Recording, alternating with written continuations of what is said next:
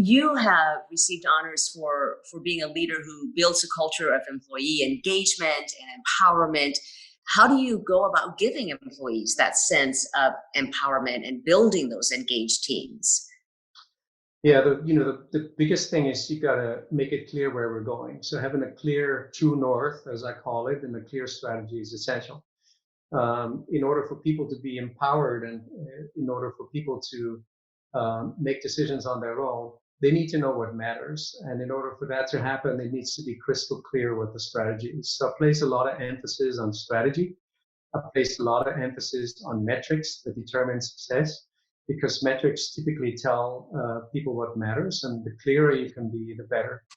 And then my personal leadership style, I always say, is I worry about the what and the when, but less so about the how. So I always try to make it very clear what it is we're trying to accomplish and by when we want that to be accomplished. And that sort of forms a contract that I always have with people who work for me. And I put a lot of effort into making that as clear and meaningful as possible.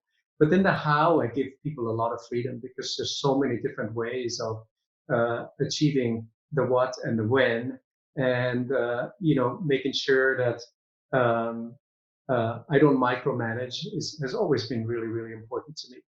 And then lastly, I think what matters is for any leader to be authentic, and to part of being authentic and human means to admit mistakes. You know, people generally, in my experience, feel more empowered, more willing to make decisions freely if they know that their boss has their back when they make mistakes. And so, what do you do when someone comes to you and says, I've made a mistake. I did this versus that, and here's the negative outcome.